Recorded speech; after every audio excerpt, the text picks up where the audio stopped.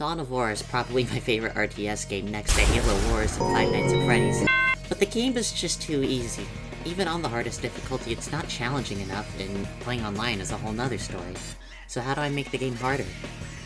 What if I played the game without building units? The rules are pretty simple. I cannot build infantry or vehicles, so what you see is what you get. Just a guy that loves adventure. Buildings and turrets are allowed because they're not people, but since they can't move, they're not going to be nearly as useful as the free honor guard the game gives you. Choosing the faction to play is really up to preference, but the orcs are the best in a situation like this. Every match in the campaign starts with only one builder unit and your commander, so we would need a commander capable of soloing entire battles by themselves. Thus, Okais, Taldir, and Alexander don't have the HP to keep up. Davian, Thule, and Eliphas could, potentially, but they kind of lack in comparison to the final two choices, being the Necron Lord and Gorguts. While the Necrons have good units and a strong commander, they are super slow and boring. So I'm picking orcs, because orcs are the best. Welcome to the single-player campaign for Dawn of War. First up is the Agmar Desert. Because I can't capture points with Gorguts, I just rush the enemy base, and since Gorguts has built-in detection and obscene melee damage, we can destroy the Tau base before they even get a chance to start. Getting commander upgrades is really important, so I choose to prioritize health and speed over melee damage and secondary effects. Gorguts already has probably the highest melee damage in the game, and detection, making him much more viable than the other commanders. With our first honor guard acquired, we can finally start gaining control of the battles and producing requisition. I sent Gorguts ahead to do early damage while I have my shooter boys capturing points. However, the Necrons are well entrenched and send a sizable army to push us back.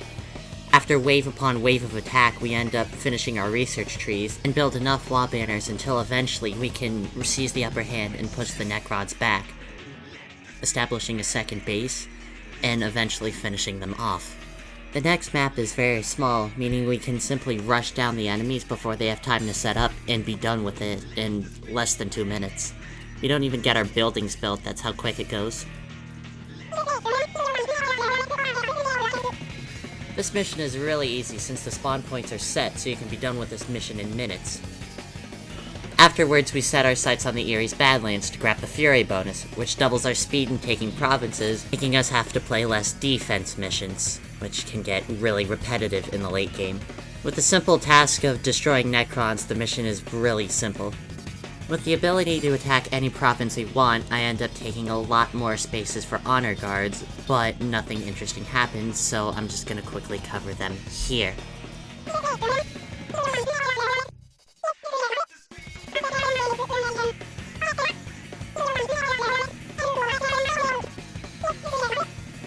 We finally move on to our first stronghold mission, being the Space Marines. Why did I choose to attack them first? I don't know. The initial assault from Space Marine forces is pretty weak, so we're able to set up our defenses very quickly. I focus on trying to take out the orbital relay first, since it removes orbital strikes and quite a lot of reinforcements. The lack of units really starts to show in the stronghold missions. Without backup squads being available, any losses are extremely punishing. After knocking the relay out and taking it for ourselves, we swing around to the relic to destroy it, lowering the Space Marines' morale. Once we move up towards the final area, we actually have a simple strategy of sending our Stormboars to fly in, drop an orbital strike, and fly out. A few minutes of this, the base is eventually destroyed, and we've eliminated our first faction. After taking out the Space Marines, I finished taking out the remaining provinces containing Honor Guard units, before moving on to the Eldar stronghold. We finally decide to attack Tyrea, and in typical Eldar fashion, they don't bother fighting back, instead bringing in other people to fight for them. After getting our base defenses set up, we march over and evict the other orcs who don't accept us as their war boss. After a change in management, those who are left give us a free looted tank. Moving back to the Eldar main base, we encounter renegade Chaos cultists. Getting rid of the sorcerer despawns the entire Chaos force who is here making our lives easier, and another looted tank, as if this mission wasn't easy enough. So with a single narrow hallway and 2 free tanks, we can easily capture all 3 critical locations and trap the Eldar, knocking another race out. Next up is Thur Abyss, the first stronghold to actually prove a challenge.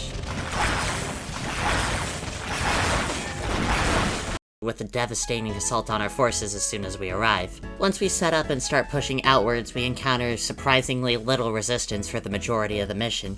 The Necrons must still be tired from getting out of bed. So we can pretty easily take out 2 of the Necron beacons.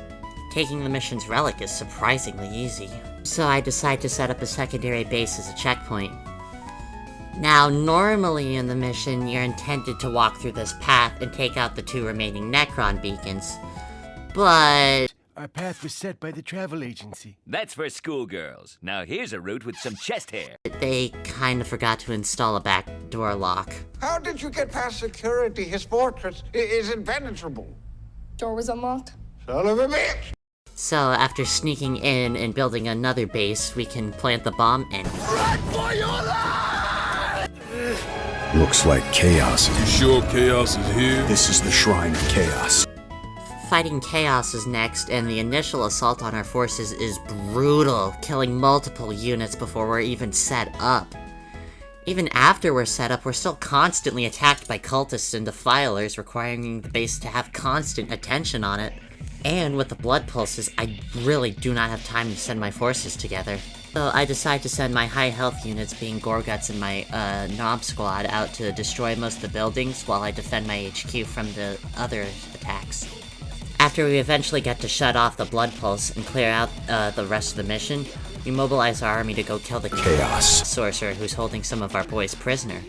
I won't say no to more reinforcements, so we move up to the final spot and squeeze out the remaining Chaos sources before we can destroy the portal and kill Chaos. we finally come down to our last 2 strongholds, the Imperial Guard and the Tau. I've been dreading these since the start of the run for quite a few reasons. The Imperial Guard's strong vehicles hold my infantry down, and the horde of guardsmen give me a lot of trouble trying to move through them. The heavy entrenched playstyle is exactly what counters my army's strengths, but persevere we must. I focused on removing the immediate threat to the north and set up a small hold while I wait for our research to finish. Then sending a small team of high health units to move through the artillery position to get rid of the basilisks, so my troops can move through. Normally, I'd get rid of the forward base, but the Baneblade defending it is way too scary on its own, so we have to move around it for now. After the artillery is knocked out, I move what remains of our forces up with us to the secondary base, where we're supposed to normally take it out and set up a secondary hold. But we don't actually have to take it out, instead we can slip around it moving towards the Titan Cannon. Upon reaching the cannon's canyon, small cutscene plays showing what it can do, but it will kill any units who are actually in the canyon at this time, so I reload and bait it out using my Storm Boys. Once the Titan Cannon's on cooldown, we can push through and take out the Commissar, turning the remaining base into an ally, which is needed for this final push. Right now, the guardsmen who've turned buy us enough time to take out the Titan Cannon and bring it under our control, making it so we can keep our base secure for now. So far, so good, but the problem of the final attack on their base is extremely perilous. A Baneblade, Lehman Russes, constant Ogren charges, and with only a few people remaining, we're pretty much screwed. After what turns into a World War I style trench fight, we can eventually push up and destroy their Mars Pattern Command that's spawning their Baneblades. Except the Baneblades just spawn anyways. Guess it's more of a suggestion than a command. But it doesn't mean we can't build rocket turrets to destroy it as soon as it spawns. After what goes on for literal hours, the point I ran out of storage space and had to remove hours of fighting, we eventually, finally make it up the hill and destroy the Mars Pattern, not the Mars Pattern Command, what's it called? Yeah, that. Anyways, we finally get to destroy the Imperial Guard and end this hellish mission. Or as Tashin, the other hell. The tower, the other faction I feared. Fire warriors are the biggest counter to orc strategy. Arguably the best ranged units in the game, and very effective against our infantry, meaning we have to rely on moving fast and moving hard.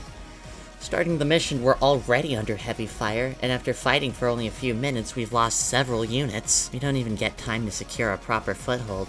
I want to focus on removing the Montcaw command post since it's one of the two that lines up in our path to the end, and arguably armored vehicles are better than crew.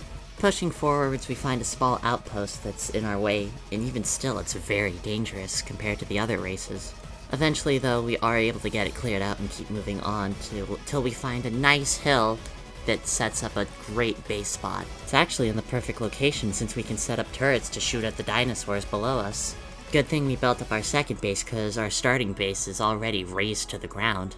Moving ahead, we can send in our tank busters to sneakily destroy the most of their base and clear it out so we have enough room to move our main forces through, and set up a nice camp outside the plaza.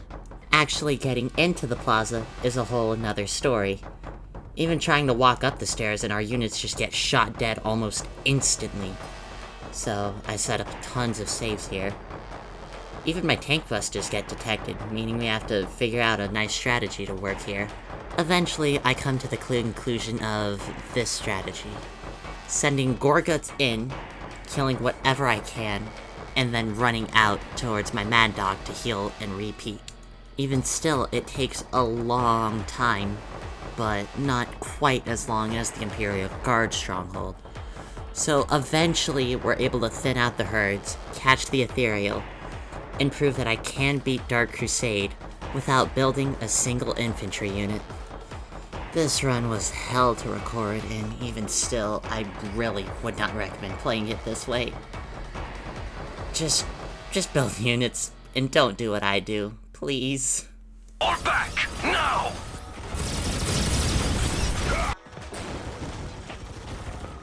All forces, fall back. Evacuate the city.